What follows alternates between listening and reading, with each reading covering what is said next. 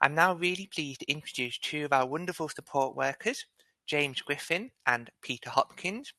James and Peter are currently supporting our clients, so they have pre-recorded this session for us today. Thank you.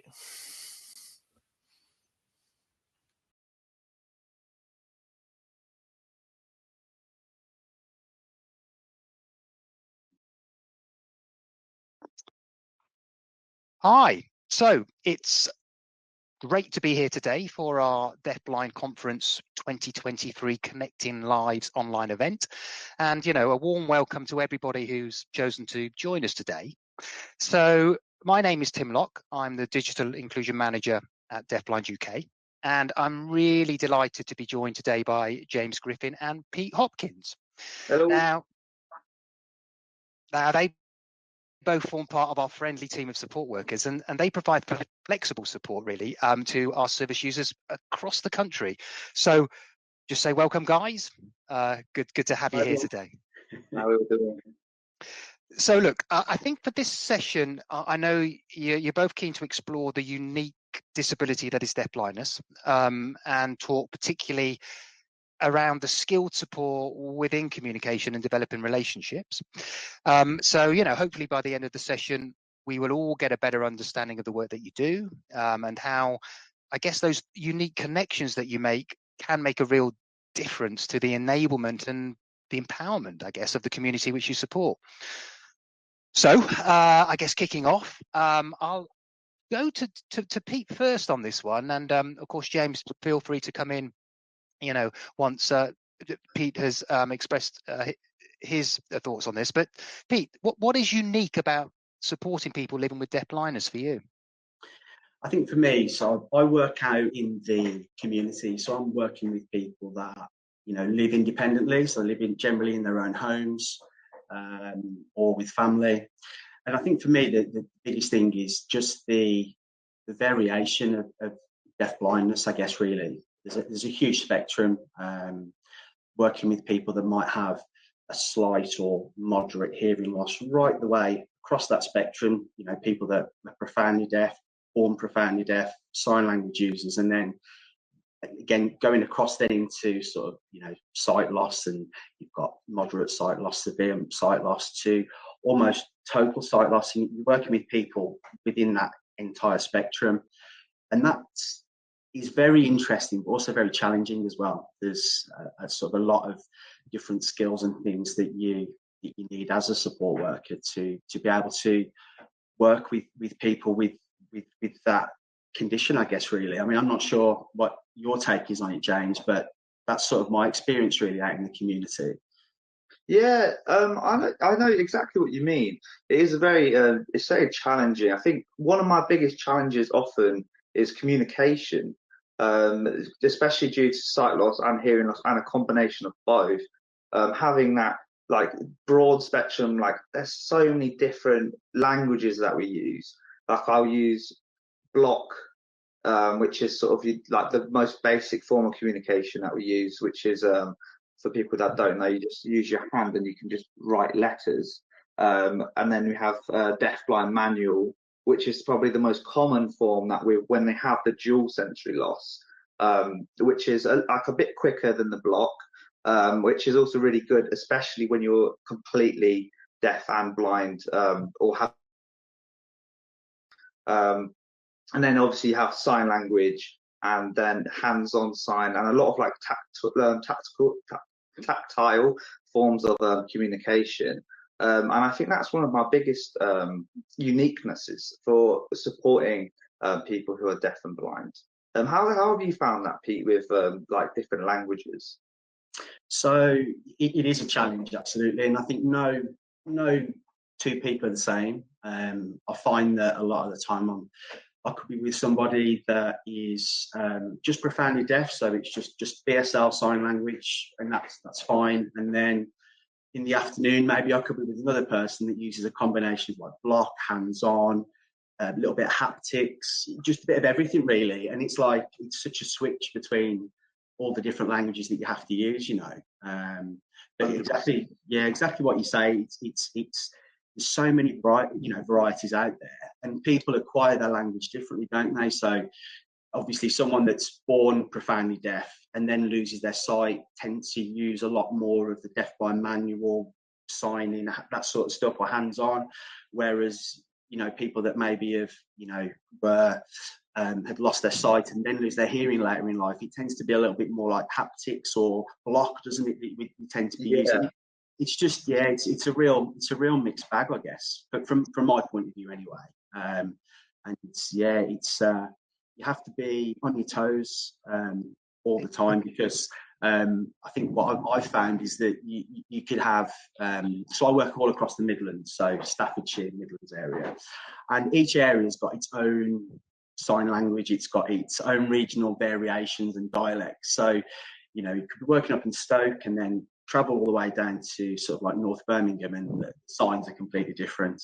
It's just, it's a challenge. So for me, I think that it's your experience really does come in, and that's just, it just takes time to get there, doesn't it? It's not something you can just get straight away. It does take a long time to get those skills. I'm sure that you've probably experienced the same, James, as well. Yeah, definitely. Like finding different people, because I work in a gated community. So I think there's 16 residents, somewhere around there. And we support a good majority. I think we support around 12 to 14 of them.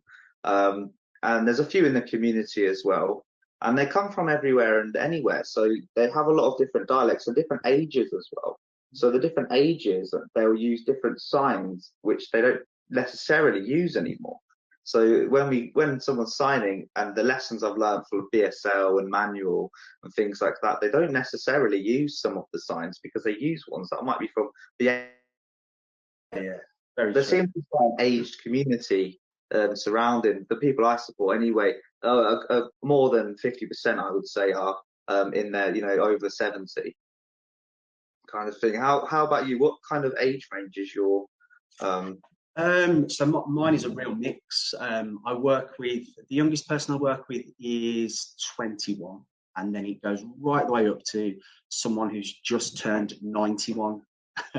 So it's just like it's just a huge spectrum. And like what you say, you've got people in their 90s that use a language very differently to, let's say, someone who's 21 who just using sort of slang, really, I suppose, the only way to describe it. It's just all very casual. And then you've got, it's just so different. And I can literally work with one person in the morning and then go to someone who I would describe as the polar opposite in the afternoon. And it's been able to switch from one to the other, it can be a bit tricky, but again, it just comes down to experience. I think once you get to know your service users or customers, you build that rapport, don't you? And I think you're able to work with everyone on an individual level, which again comes with time and experience, really, and building that trust with them, I think, is the most important thing from my point of view.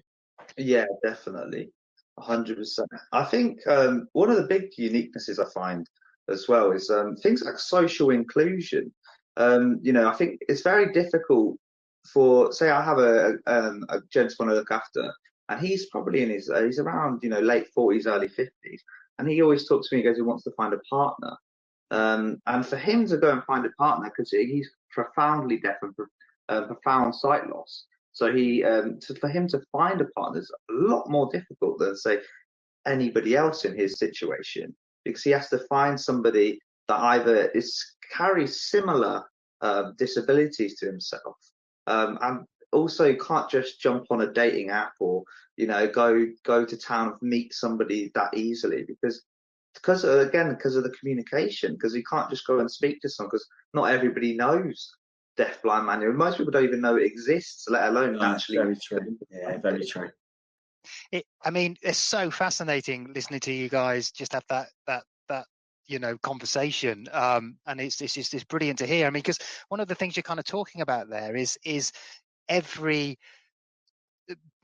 person that you're working with who is deafblind, their deafblindness is unique to them.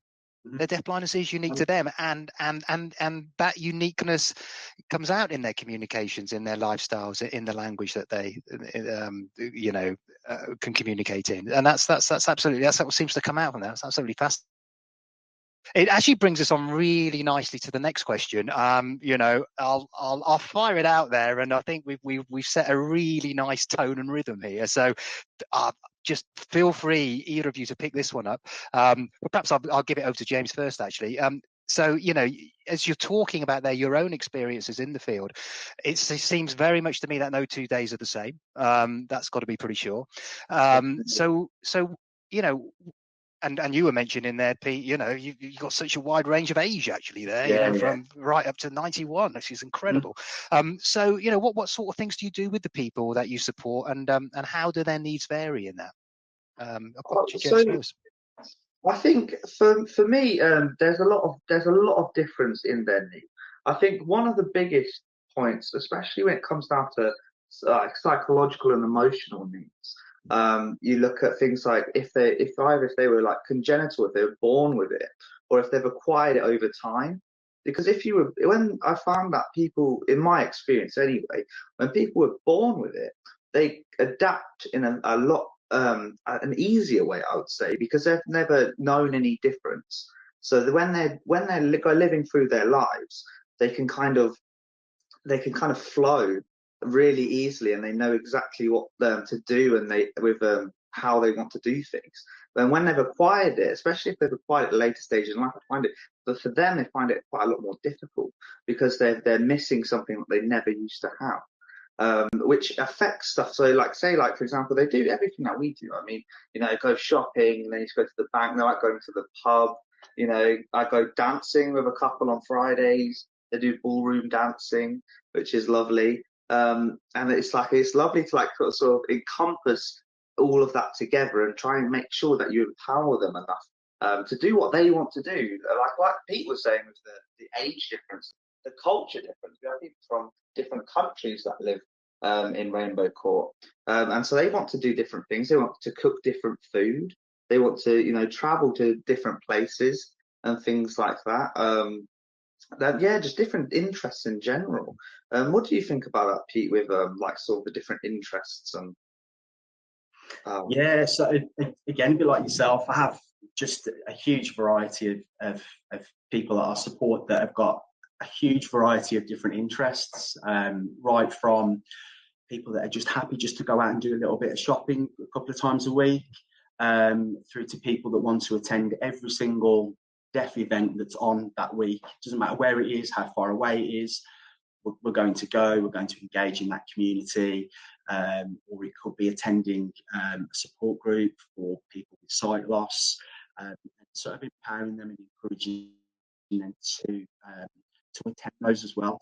I think you touched on something quite important, which was how people who are congenitally have the sight loss or hearing loss, how their lives are very different to people that maybe have lost it through, it could be through illness or through their age and things like that. And it's a very different experience for everybody, but certainly in those two groups. I tend to find that people that were born maybe with hearing loss or sight loss, as they go through life, you're right, they've already made those adaptations from a young age, and they seem to just take things a little bit more in their stride, I guess. And they come across the regular barriers, like trying to get through to the bank, and trying to make a phone call on someone's behalf, or you get those challenges, and that they expect those. But when you've got someone that's maybe all of a sudden lost their hearing, or their sight loss has gone over a short period of time, sort of from their mental well-being certainly suffers a lot more. I found. I don't know how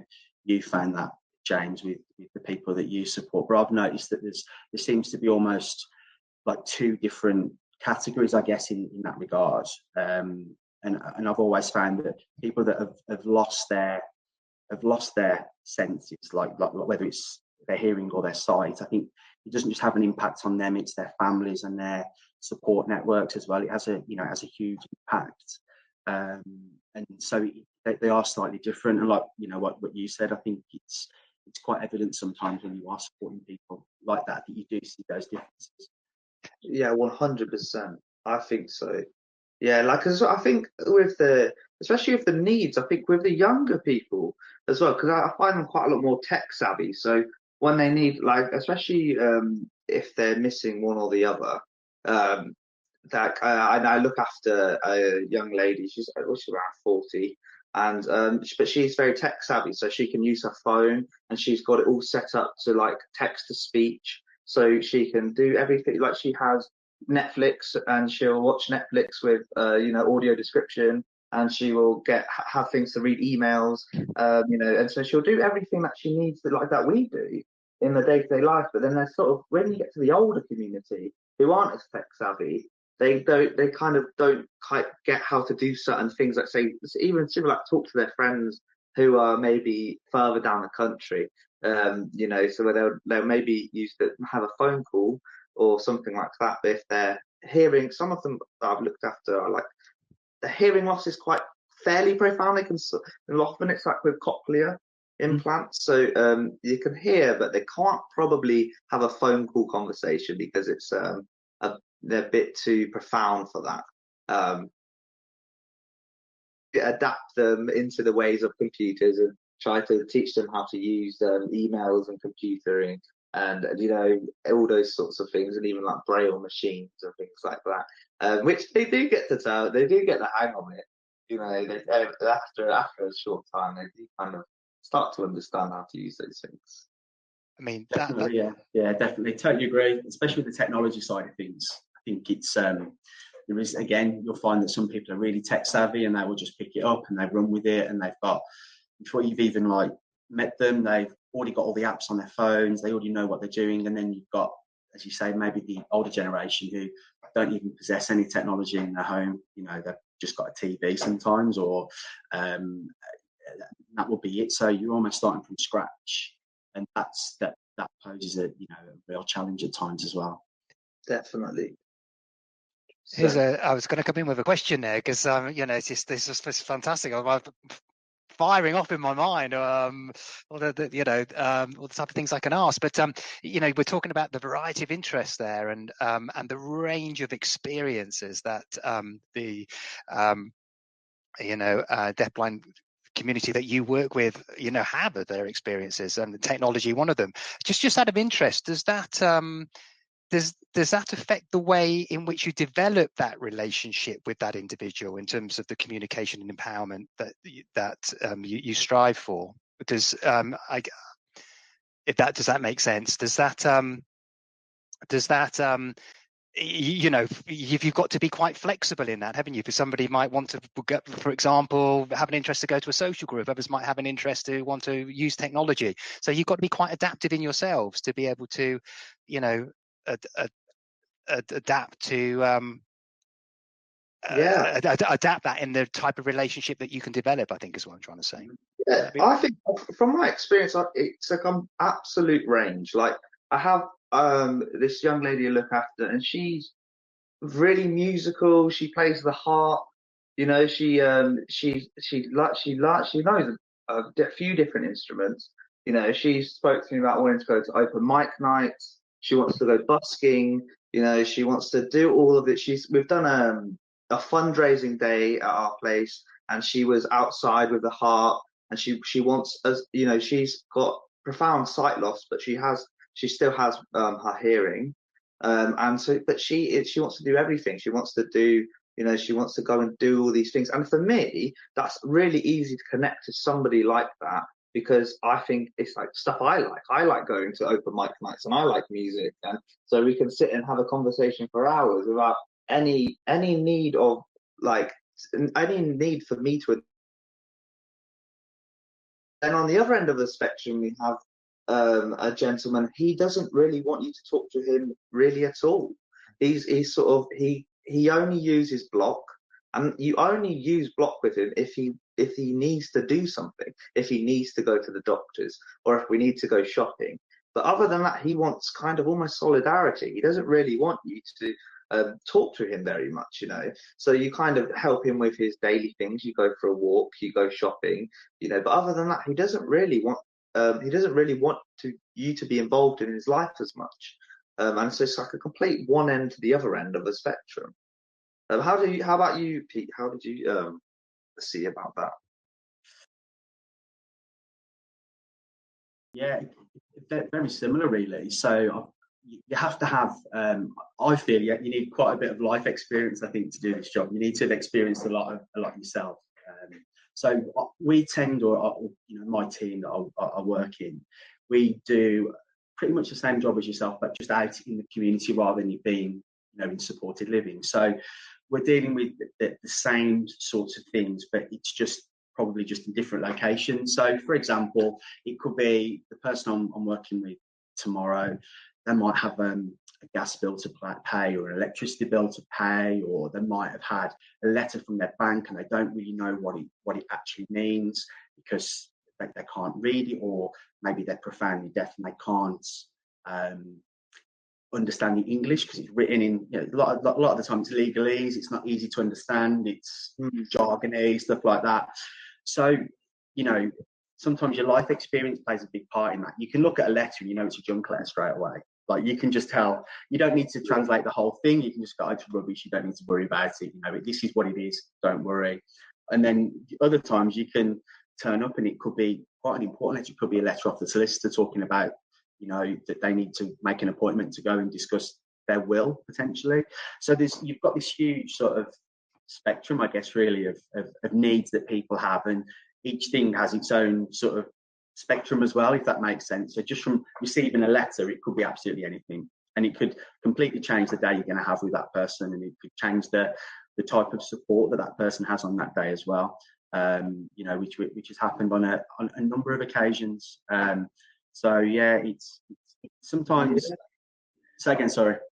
Yeah, no, I completely agree. Yeah, the whole getting a letter and you've got to go to the doctors that day, and then you're like, we're changing completely the day we're having today. We're gonna go,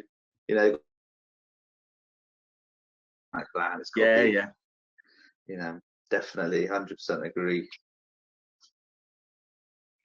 That's really great, guys. And again, just really, really interesting. And what I think one of the things that's coming out in that whole conversation that you're having with each other is the type of really positive impact that you have on the people that you support, that both in terms of their independence and their sense of empowerment. I think that's amazing. And sort of linking into that then is the emotional impact of the work. So come to Pete first, really. What is the emotional impact of the work for you, Pete? I'd say it's twofold, really. I think it affects us as support workers, and I think it has obviously we have a massive effect on the people that we support as well. From my experience, I've had some massive highs with people, where everything's going really well and everything's swimming along lovely and everything's absolutely great, and then the next day it can be sort of rock bottom again, because it could be their mental health, their mental well-being could suffer for some reason, and we're there to sort of support them through that, and that has an impact on both of us, as me as a support worker and also the person that we're, the people that we're supporting as well. I guess you find the same, James. Really, it's like a roller coaster, isn't it? It's almost like it really is. Most definitely, yeah. Like, you hit the nail on the head. The whole spectrum. I think it's like I find when I'm supporting someone, it's like you're looking through their looking glass. You're going through the day in the life of them, and so you want to fill them with like this enthusiasm and the passion, and that you want them to try and achieve what they want to be able to achieve. I think it instantly makes you like an advocate for those people anyway, because you get this bond that you get between each other just from seeing them every day. You go, like, they just become like your friends. So it's like you get this like satisfaction and fulfillment from like celebrating their successes. When they go, oh, they've done something and they don't normally do it, or when they got to do something they don't normally get to do, which they really wanted to do. And I just find that that's like it's almost like a sense of responsibility for us as well, because it's like our sense of like when we're looking, when we're supporting these people, we want to make them as independent as they can be, to do everything they can do, and make sure that they don't have to fight adversity on their own. They don't have to be on their own to do everything. We are there to do everything in our power to help them do what they want to do. I mean, it does come with its, like, you know, cons as well. I think there's some times where you feel like this helplessness, you know, where they can't seem to get out of a certain, say, like, mental, they physically cannot do, you know, and that kind of can leave you with a bit of this sort of like emotional exhaustion, I think. But I think that in itself is part of the job, you know. That's the part where, when you have that empathy and you have that, you know, connection with somebody else, that's the sort of role you take on board. You take on board all of it as a package together. That's really interesting, and I love that way that you described it, the lens looking into their lives. I think that's absolutely lovely. And I guess it also then comes on to the sort of next question I had in mind, really, which is how important is that consistency in supporting people who are deafblind? I think, James, you were just touching upon it there, weren't you?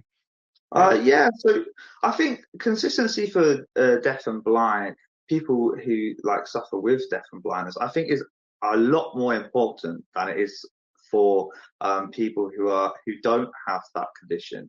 It's purely based on the access they have to information. They lack the access to information. So because if you are visually impaired and you can't read, like, we give out our rotas and it will tell people who they have in the morning, in the evening, or however much support they have. Is of varying degrees, and a lot of the time they can't access that information unless someone is telling them. We have ways around it. I mean, we use things like braille machines so that we can type up their rotas for them, so they have access to it whenever they want on their own accord.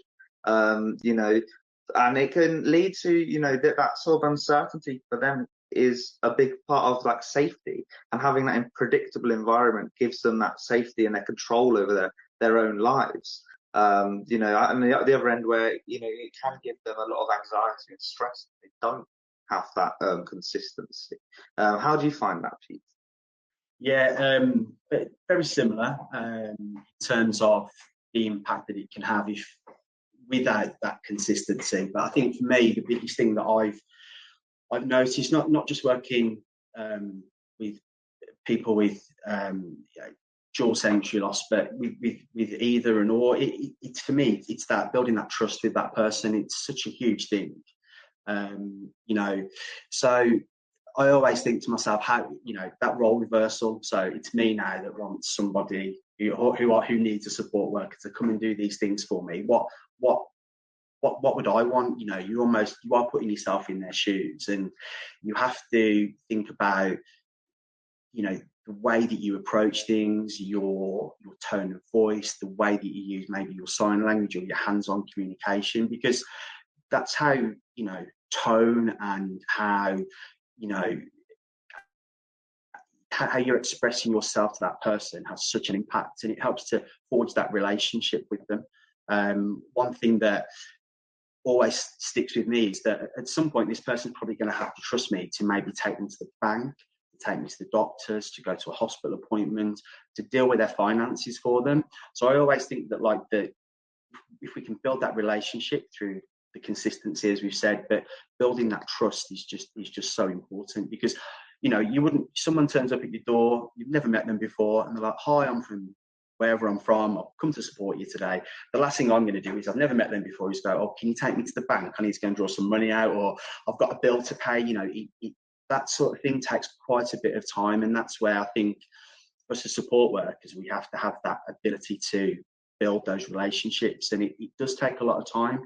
Sometimes for me, it could be like 6 or 7 visits before I've actually got that connection with that person, and we'll develop that through, you know, common interests, sharing things about each other, having a chat about the things that we both enjoy, or it might be they have the opportunity to offload to us, and, you know, you're just slowly building that relationship up.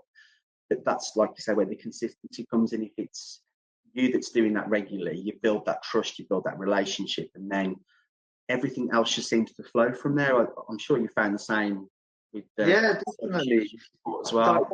That point you were saying about someone coming to your door, you know, just having a stranger, even just in your house, I think is like something that almost we take for granted in that sense, because I wouldn't let a stranger into my house, but they have to do that almost on a daily basis if they have new staff. They got to go, oh yes, you can come into my house, and at the end of the day, they're vulnerable adults, and they're trusting you a lot with everything. Yeah, with the bank, with cooking, they're making sure like, hopefully you're going to cook nice food that I want to eat.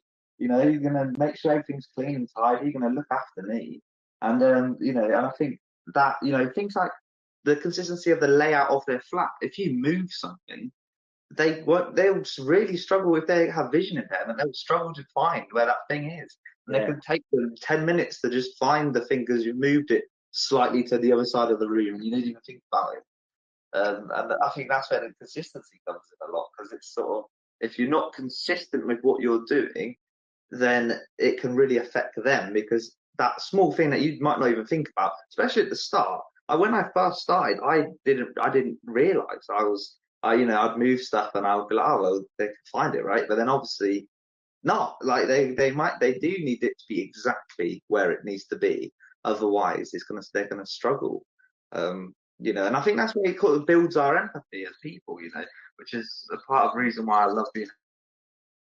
It builds I always think it's like almost spiritual, it builds the empathy, builds up that, being a good person, and like develops our skills as well as, helping them. I mean, again, really, really fascinating to hear you both talk on the subject. I mean, because we're talking there about the consistency is a word that keeps coming up there, and trust is a word, and the developing of the relationships is a word that keeps coming back. Do you think all of this is helping the people you support to strengthen their connections as well? Pete, yeah, definitely. I think as soon as you get to that point where you have that trust with somebody, it just opens. I find it just opens all the doors really, and you can start making suggestions about other things or other activities, and they will feel comfortable to share that with you as well. So we're talking about connections on an emotional level, but also like on a social level as well. So a lot of the people that I work with initially, for example, I'm working with a new gentleman at the moment. He's got he's had retinal detachment in both eyes. All of a sudden, just happened, last year. Not been out his house since before Christmas. Very active person, loved going out, loved being part of the community. And overnight, he became a hermit almost. He never left his home. He hadn't left his home. So I've been working with him for about a month and a half now, roughly. And we're going back out for walks. He wasn't sleeping before. He's now sleeping because he's getting his exercise. He's able to talk. He's able to share things, and it's things that he doesn't want to share with his family as well. That's also quite important. So, there's things that we don't want to share with our families sometimes, and we might have friends or colleagues that we can share that with, but a lot of the people that we support, they don't always have those connections, do they? The work colleagues or the friends, so they're very isolated. And I think that's where it really comes into play, that we're just a little bit of everything, and it helps to, for me anyway, you can really see the difference. And that's what I find the most rewarding as a support worker, when you can almost start in this position with somebody and you can go on that little journey each time you see them to see that improvement. And it's a huge thing. I'm sure you see it all the time, James, as well, with the people in Rainbow Court that you support as well. Yeah, definitely. I mean, that whole thing you're saying about that shared experience, sharing that experience with each other, having that emotional support, so that they can feel comfortable and trust you enough to say, when you're talking to them and you're having these meaningful conversations, that they can feel that they can do that with you, that they can share these experiences, have these conversations. Gives you, gives like the same thing, looking through the looking back, you can try and help them by understanding what they're doing, help them problem solve. If they want to get in a community, you get that whole empowerment and get them networking with each other in different regards, and helping with inclusion. I think the inclusion that they experience is really difficult, because especially people who have acquired it over time, I think struggle, because they go through I used to go watch a football game and I used to go and have these mates, or even with family, I found have they often distance themselves in some regard because it's not as easy for them anymore to go and see them. You know, some of the family members don't even know the manual or the BSL or these sort of things, and it leaves them isolated. You know, but because we have those shared values and we can kind of give that, you know, give them that emotional support that they require, I think that creates that overall connection with us, because we are there because we care. We are there because we actually want to help them and want to empower them to do the things that they want to do. But yeah, I think that's again, you know, summed up by both of you really well. The importance of those connections and you know, the real differences that those connections are making to the people that you support. I think that comes through really clearly and strongly there, guys. Thank you. You know, we are coming to the end of what's been a brilliant 45 minutes or so. We've probably got about a minute left, I would think. So, you know, thank you so much for your unique, I would say, personal perspectives, you know, and the central of all this feels to me the sparks of connection. You know, underpinning those care and support services that you provide. So just for a minute, maybe, any final thoughts that you'd like to leave us with? I'll pop that over to you, Pete, first of all. I'd probably say that don't underestimate the impact that the role that we both do has on the people in the community, and also obviously for you, James, in you know, the residential side as well. I work with a lot of people that are extremely isolated. They might be the only people within their village or within their, you know, borough or whatever it is that have that condition. So nobody else can share that experience with them. So I think it's important to make people aware of that. It's a very isolating condition, and obviously the huge impact that has on people's mental well-being and their mental health is massive as well. So I'm sure you find the same, James, as well. Yeah, most definitely, dude. I swear. My thing, I think, is the same as what we were saying. Really, Pete, is, you know, sometimes take a step out of your own box and think about what everyone else is feeling. You know, because the might have the biggest impact on whoever's around you, and that we should all sort of band together and give each other a better quality of life and make sure we all have a sense of belonging. You know, because we're all on the world together, and we should enjoy it together. That's great. That's a lovely couple of sentiments to end on there, guys. Once again, thank you so much for what I feel has been a fascinating session, and I feel we've got so much more insight now into the type of work that you do and the fantastic impact it has on the deafblind community and the people you support. So thanks very much for that. No problem at all. No problem. Thank you.